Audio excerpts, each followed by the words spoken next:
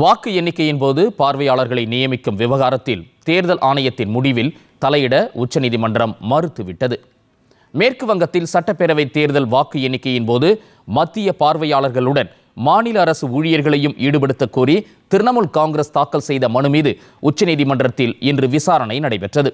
இந்த வழக்கை அவசரமாக விசாரிக்க வேண்டுமென திரிணாமுல் காங்கிரஸ் கோரிக்கையை அடுத்து நீதிபதிகள் PS நரசிம்மா, ஜாய் மால்யா பாக்ஷி ஆகியோரை கொண்ட சிறப்பு அமர்வு விசாரித்தது. மத்திய பார்வையாளர்களுடன் மாநில அரசு ஊழியர்களை முகவர்களாக வாக்கு எண்ணிக்கையின் போது பயன்படுத்திக் கொள்ளலாம் என்ற தேர்தல் ஆணையத்தின் சுற்றறிக்கையை உறுதிமொழியாக பதிவு செய்து கொண்ட நீதிபதிகள் இந்த விஷயத்தில் புதிய உத்தரவு பிறப்பிக்க வேண்டிய அவசியம் இல்லை என்று தெரிவித்தனர். ஒவ்வொரு வாக்கு எண்ணும் மேசையிலும் மத்திய மற்றும் மாநில அரசு ஊழியர்களின் பங்களிப்பு இருப்பதை உறுதி செய்ய வேண்டும் என அறிவுறுத்திய நீதிபதிகள் இந்த நடைமுறையை முழுமையாக பின்பற்றுமாறு உத்தரவிட்டு வழக்கை முடித்து வைத்தனர். உச்சநீதிமன்றத்தின் இந்த உத்தரவு திரிணாமுல் காங்கிரசுக்கு பின்னடைவாக கருதப்படுகிறது.